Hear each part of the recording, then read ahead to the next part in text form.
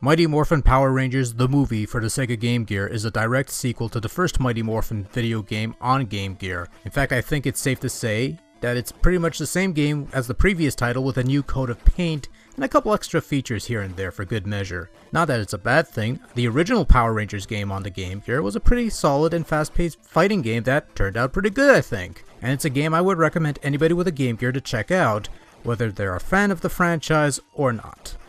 So with the second offering, Sega and Banpresto seemed content with offering more of the same kind of gameplay, and it's hard to blame them because that was a great game and worked well for the Game Gear. Much to the surprise of absolutely nobody, Mighty Morphin Power Rangers the movie is still a very solid, well-made fighting game, albeit one that isn't as good as its predecessor, but that's really a minor point. Much like the previous game, you have 3 modes of play: Story Mode, Versus Mode, and Link Mode. Story Mode is the main mode where you pick any of the 6 Power Rangers and fight off putties and oozmen before facing off against the monster of the week. Defeat the monster once and you get to fight him again in the Thunder Megazord or Ninja Megazord depending on the level. Similar to the Sega Genesis version of the Mighty Morphin Power Rangers movie game, Story Mode is split into 2 parts. The first half of the game pits the Rangers against monsters from the show, sent by Lord Zed, while the latter levels has you dealing with movie villain Ivan Ooze and his evil army of oozmen and ectomorphic titans.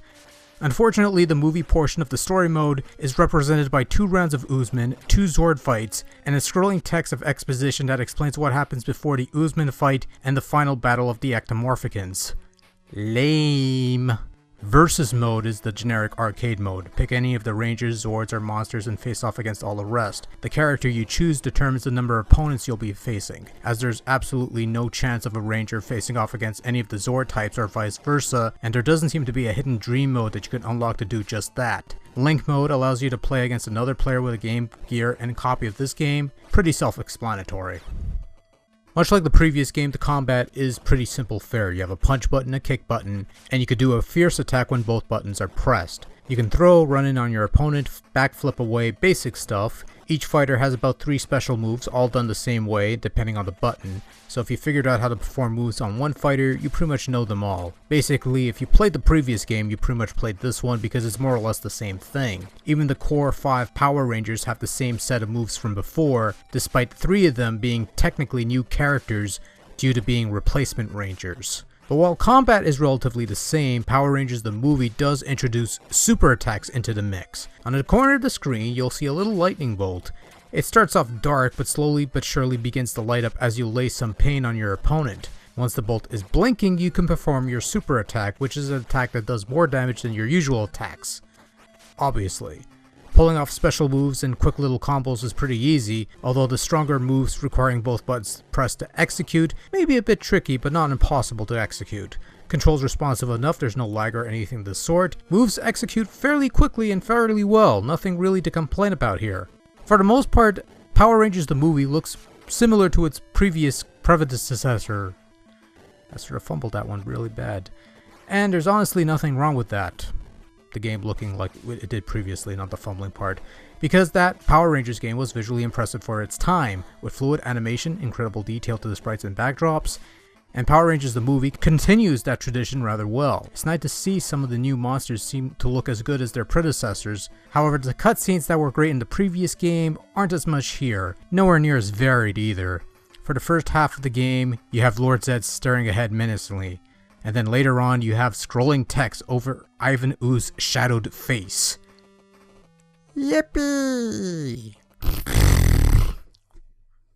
Sound is another sore spot in Mighty Morphin Power Rangers the movie. I'm not really going to say much about the sound effects used since they're mostly recycled from the previous game and they sound well enough. The Game Gear interpretation of the Go-Go Power Rangers theme is almost a note-for-note recycling from the previous game, rather than go for a series of original tunes made specifically for the game, which might have been preferable. The game opts to take inspiration from its bigger Genesis counterpart, and uses some select tunes from the Ron Wasserman produced soundtrack, to rather rubbish results. The Genesis version might have done a better interpretation of those songs, and quite honestly, it's a considerable improvement over the first Genesis Power Rangers game's less than mediocre musical cues, but the soundtrack translated considerably poorly over to the Game Gear. I suppose some might appreciate the effort, but personally, I would have preferred they created their own collection of tunes rather than trying to butcher a pre-existing collection, just like they did with that first effort, which had a pretty catchy collection of tunes overall, and they were all original tunes.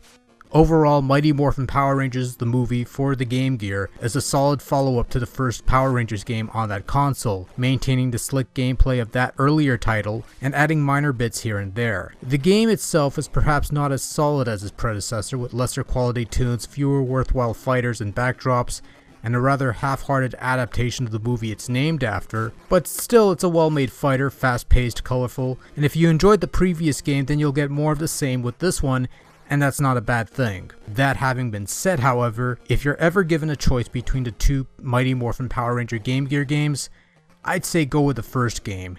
It seems to be the most common, there's a more varied cast of characters, the story mode's a tad more interesting, and you can unlock that pretty sweet dream mode that's well worth playing through the main mode. Just saying.